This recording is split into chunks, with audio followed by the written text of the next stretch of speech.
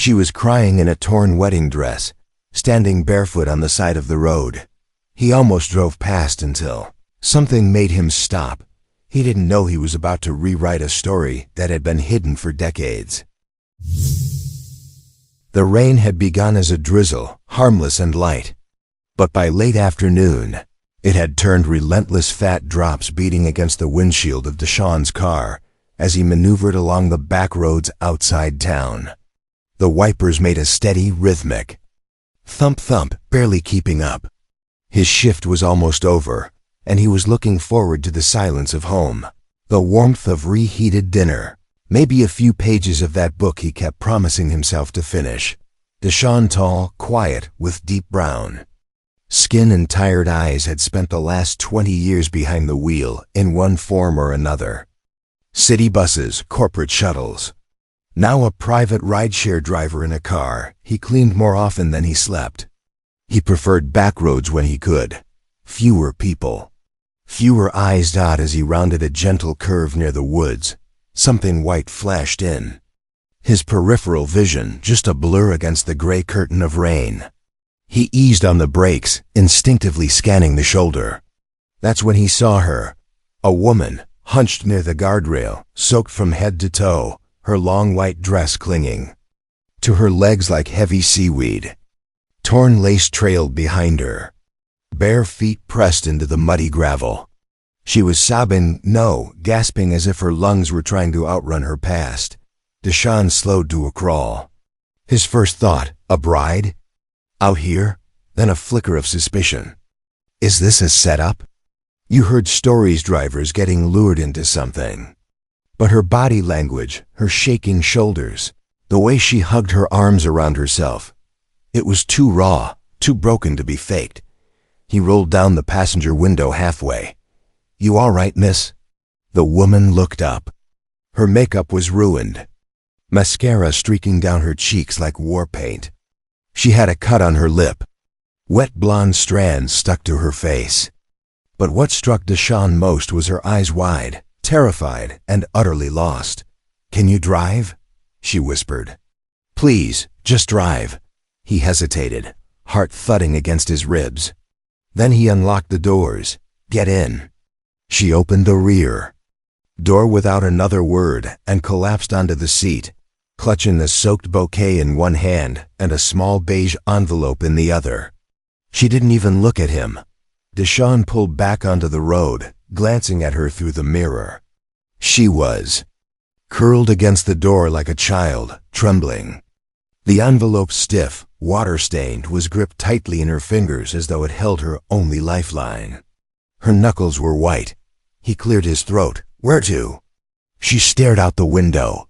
Anywhere but here, he nodded slowly. He'd heard that tone before in veterans, in grieving mothers, in people who had lost something they weren't ready to name. The car filled with silence, broken only by the soft hum of tires on wet pavement and the occasional sniffle from the back seat.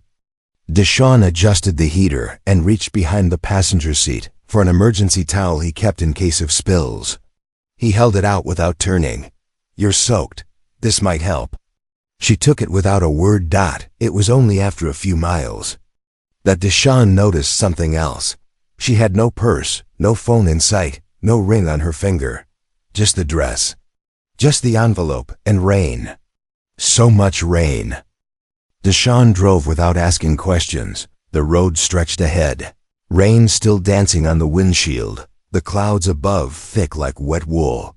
Every now and then, he glanced at the rearview mirror, not to study her, but to make sure she was still breathing.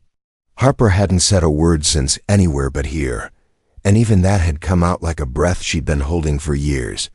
She sat curled in the back seat, towel draped over her shoulders, the soaked remnants of her wedding dress pooling around her like a melting snowbank.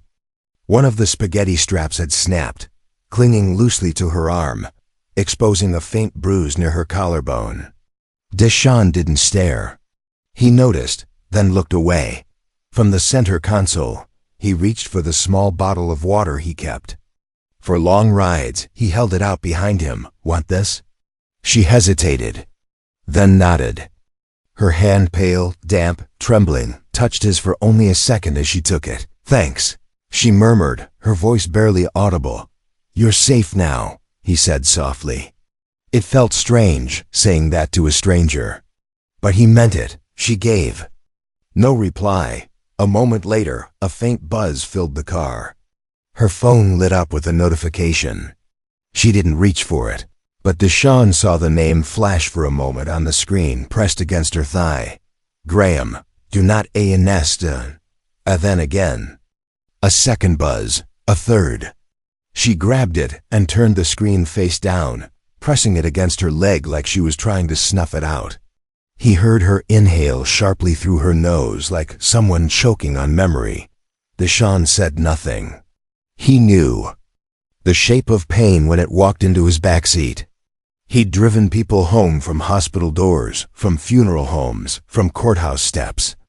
Grief didn't need explanation. Another long silence passed. Then finally, her voice quiet, raw. "Can you take me to the Redwood Motel? It's outside of town. On Highway 8, he nodded. "I know it."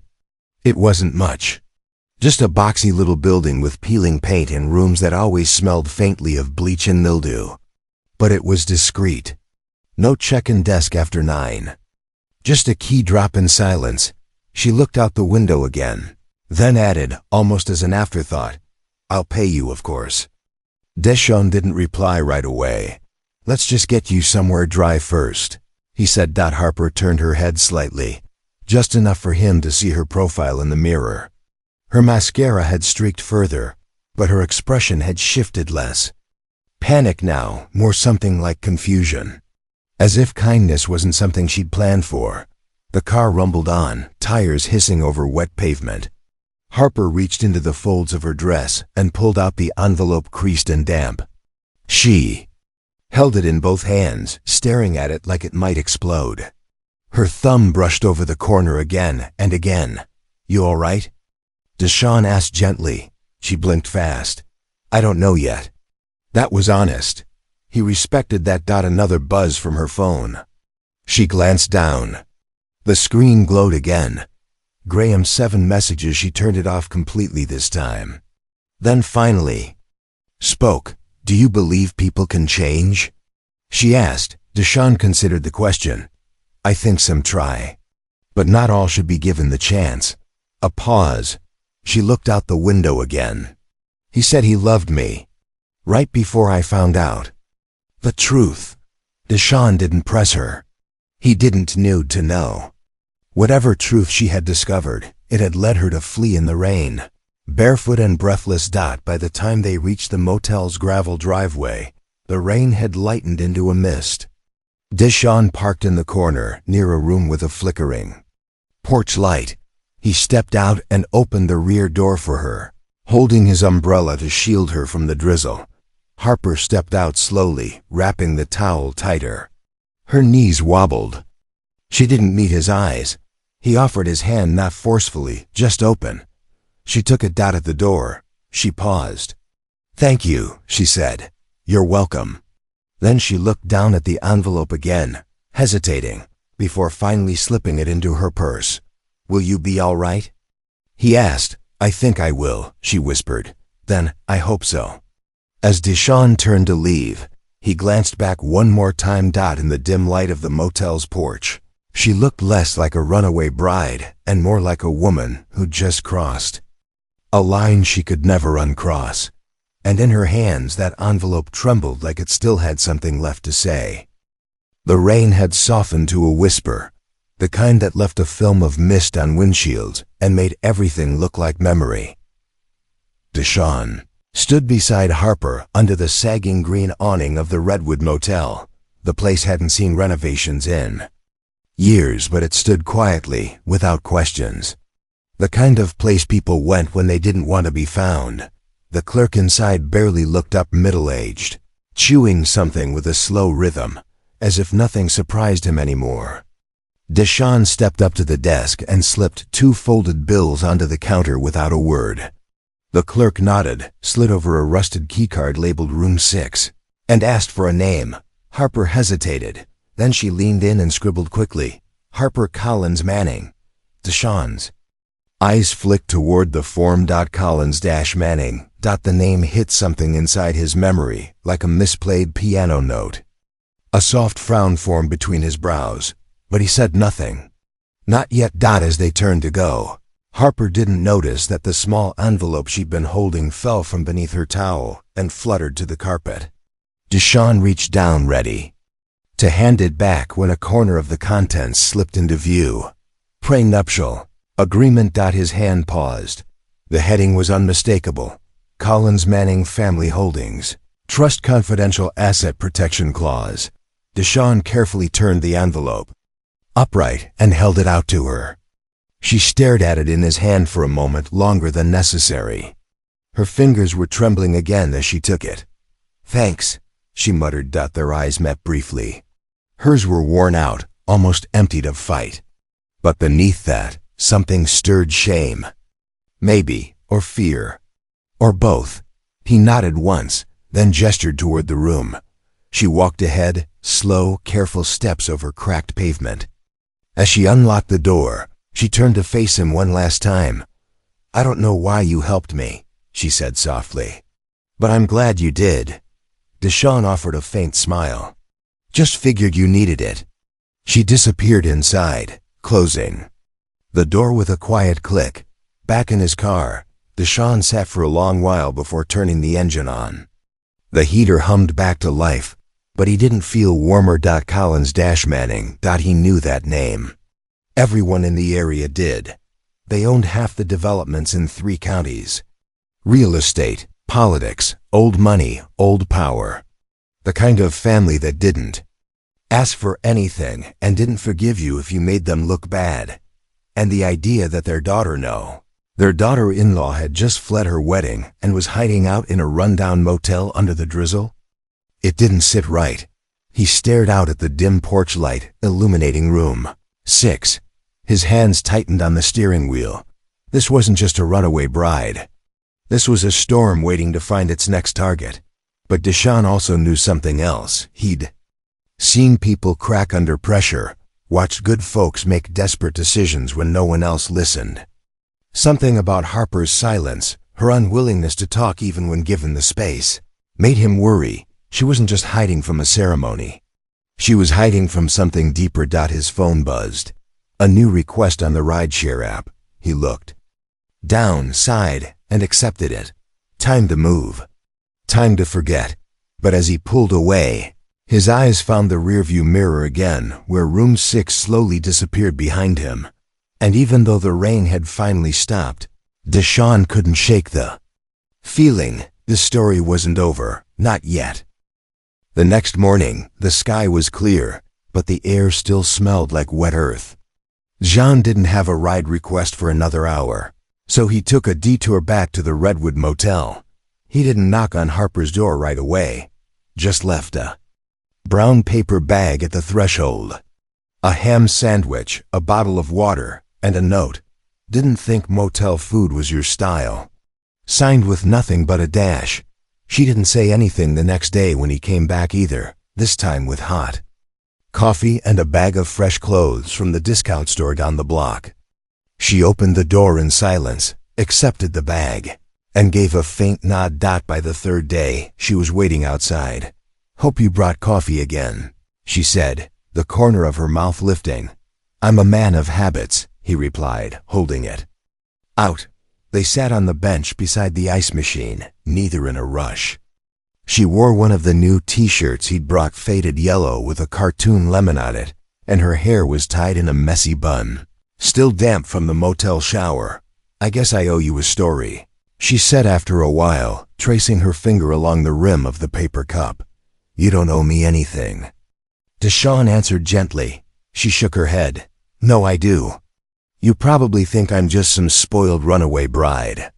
He said nothing. Harper took a deep breath. Graham comes from a different world. His family owns real estate, energy companies, the kind of names that get buildings named after them. When he proposed, I thought love would be enough. She laughed bitterly. They didn't. His mother once asked me if my mom Used to clean houses or just live in one like that? Deshawn's jaw tightened slightly, but he let her continue. She didn't like that my mom was a single parent. Worked in diners, never went to college. She smiled to my face but made sure I knew I didn't belong. Her voice wavered, but she kept going. Graham tried to stand up for me, at first. But it got harder. His mom added clauses to the prenup about inheritance, behavior clauses, family image. She said she was protecting the legacy.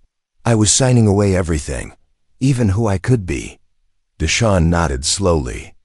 And the wedding? Harper's eyes glazed. Felt like a hostage exchange. A silence stretched between them, but it wasn't uncomfortable. Deshawn didn't prod. Just let the weight of her words settle. Later that day, they drove into town. Harper wanted some air, and Deshawn had errands to run. She rode with him, watching out the window while he picked up groceries, dropped off packages, chatted briefly with neighbors who nodded kindly at him. She noticed he didn't say much about himself. He asked how she was, if she needed anything, but never volunteered his own story. It wasn't until she reached over to grab a tissue from the glove compartment that she saw the photo. It slipped forward, resting at the edge. A worn Polaroid. Slightly curled at the corners. A young black woman with warm eyes and a radiant smile held a baby close to her chest. The woman looked tired, but proud. The baby was biracial, light brown curls and wide, wondering eyes. Harper paused. "Is this your family?"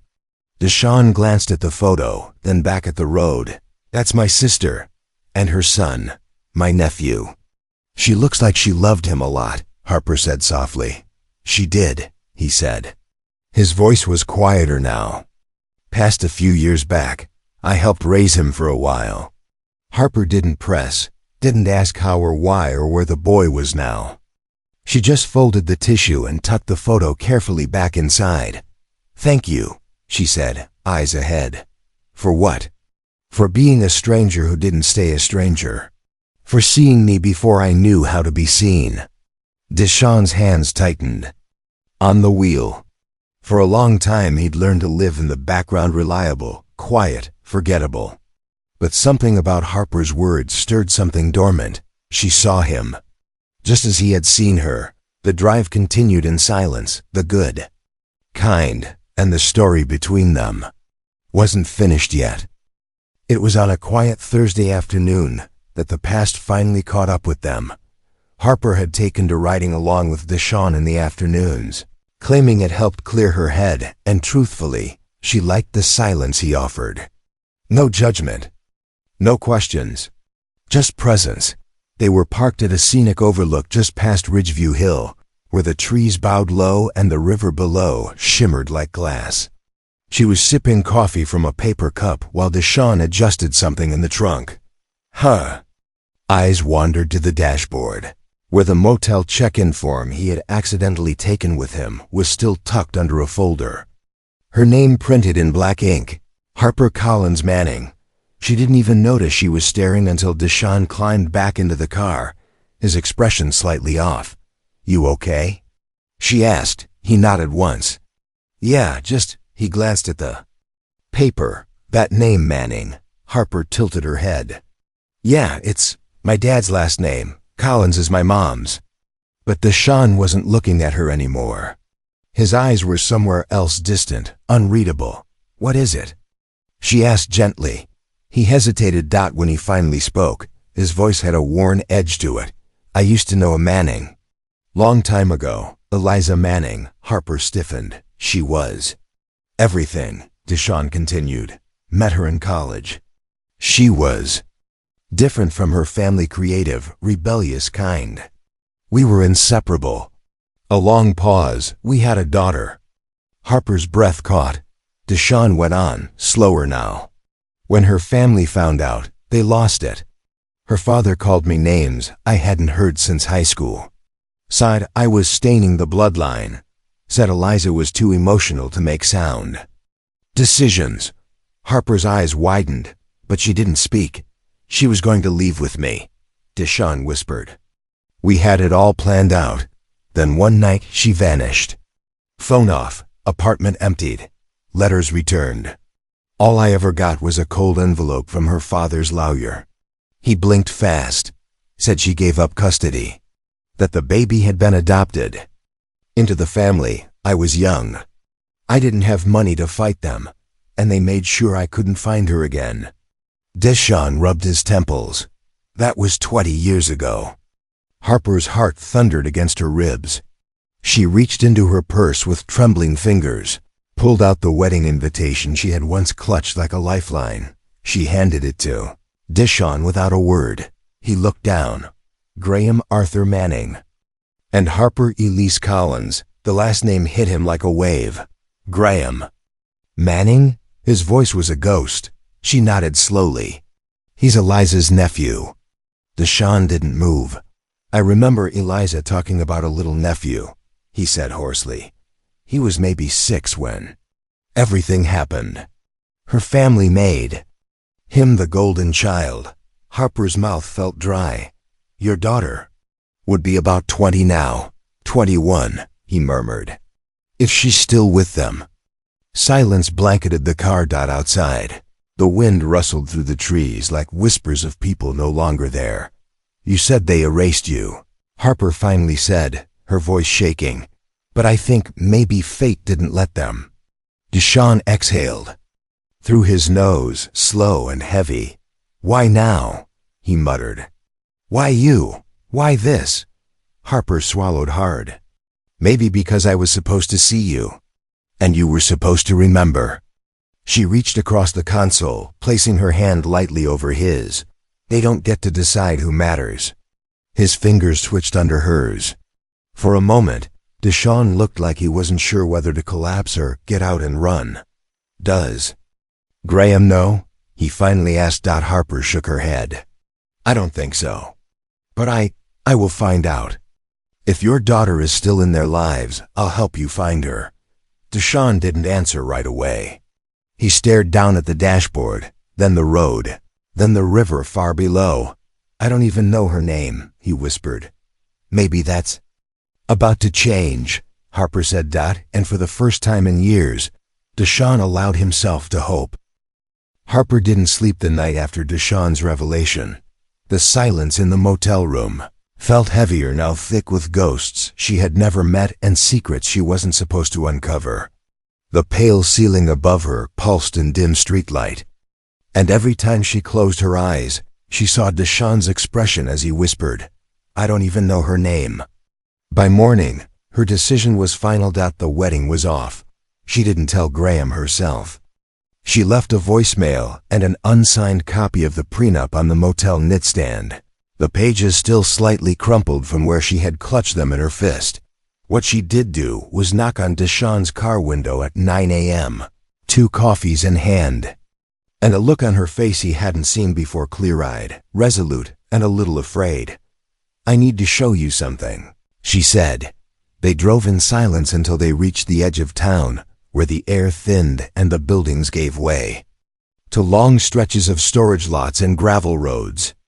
Harper guided them to Unit 18B, tucked into the last row. She clutched a rusted key tightly in her palm. I found it in a box my mom gave me ages ago, she said. Eliza sent her a letter before she disappeared. Said she was leaving some things somewhere safe. My mom never followed up. But I think this is it. Deshaun said nothing, his jaw tight.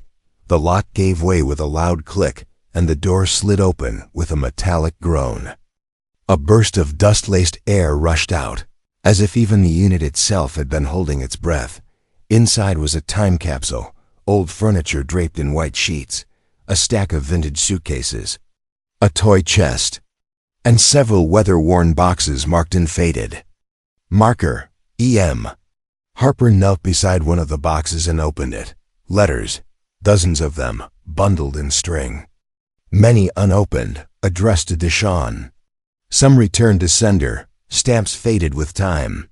Her hands shook as she passed them to him. Deshaun's fingers hovered over the pages.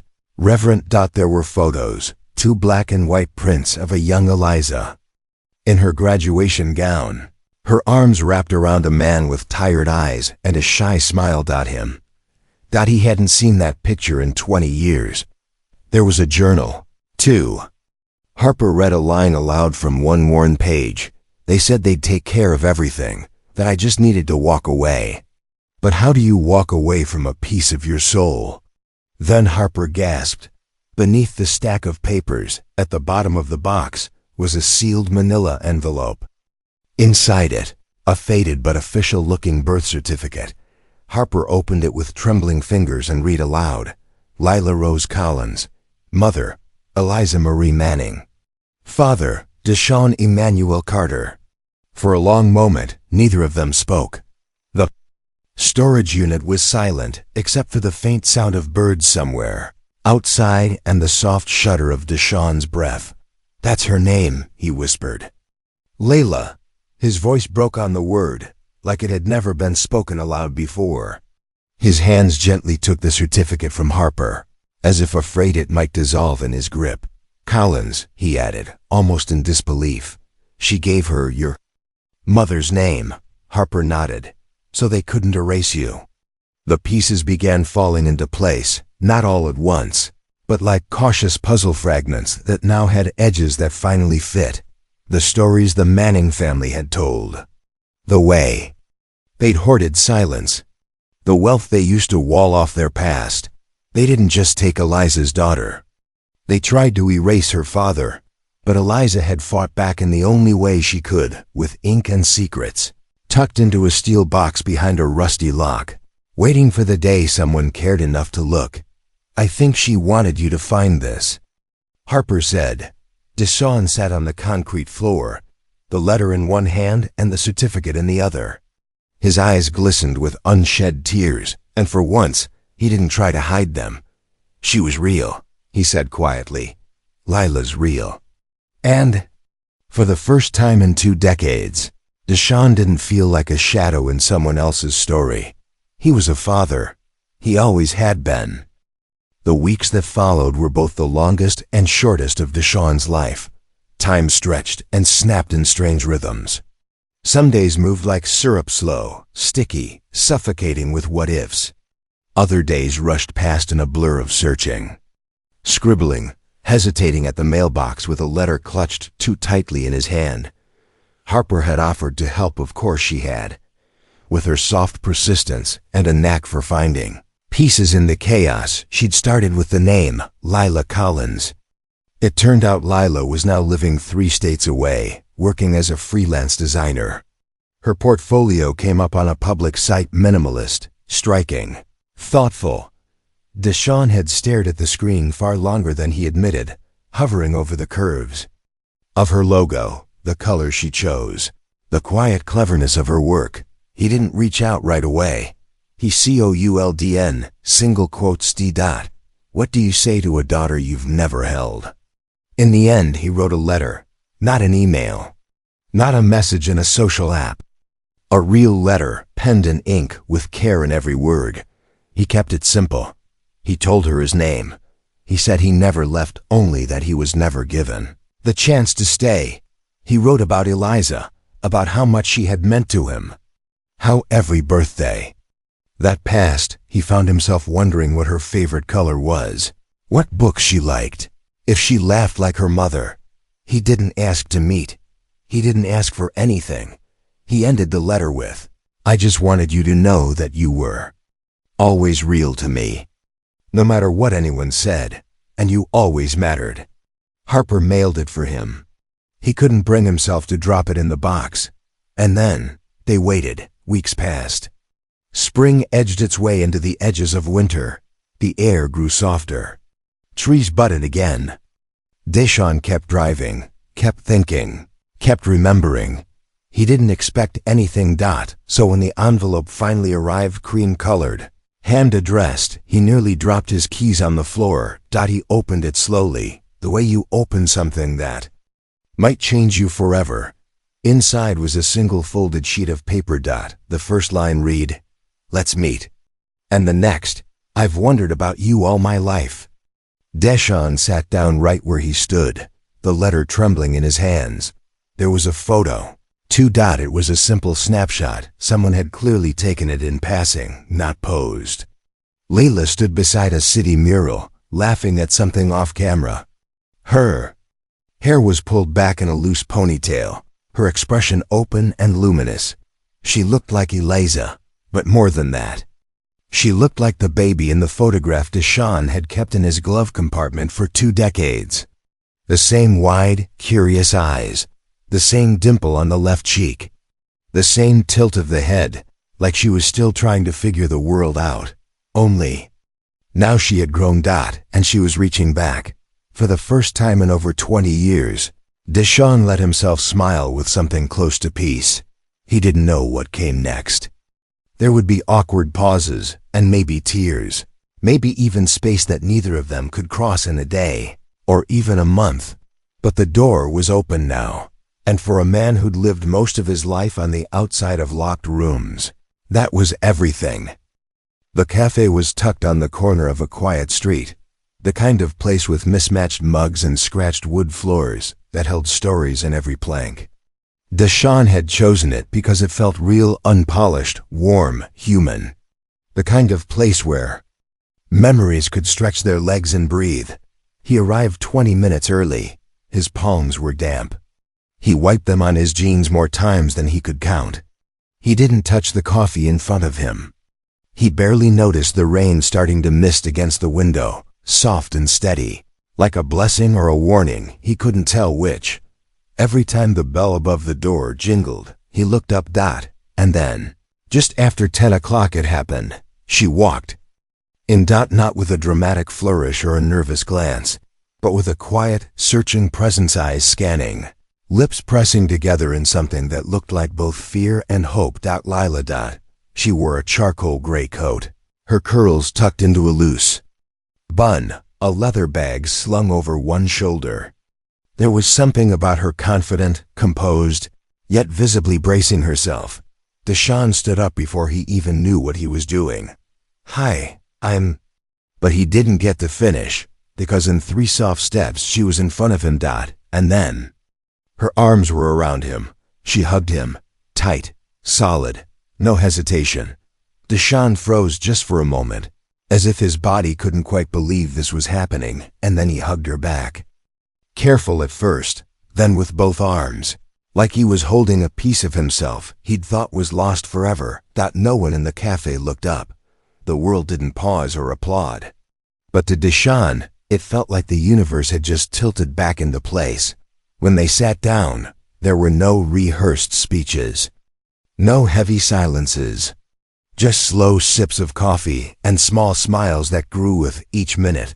She asked questions about his life, about her mother, about everything in between. He answered what he could and admitted what he couldn't. At one point, she pulled out a folded piece of paper from her bag. My mom wrote this when I turned 16, she said, her fingers trembling just slightly. She said, if I ever wanted to know where I came from, I should start by looking for the man who never got the chance to be a father. Deshaun swallowed hard. His voice cracked. I'm still learning how. She smiled soft, forgiving. We both are. They sat there long after the coffee grew cold, talking about music and childhood dreams, favorite foods and worst fears. Each word laid a brick between them, steady, patient, strong. When they finally stepped out into the light rain, Layla turned to him. I don't know where this goes yet, she said, but I'm glad we found each other. Deshaun looked at her, this woman who looked so much like the baby he once held in a dream, and so much like herself. Me too. And for the first time in years, he didn't feel like he was driving away from something. He was arriving.